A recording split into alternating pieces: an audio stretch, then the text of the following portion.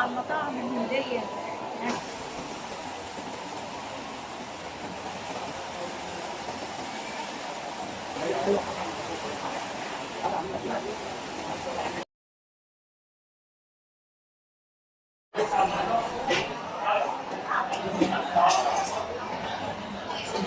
ربنا يسعدكم دايما يا رب.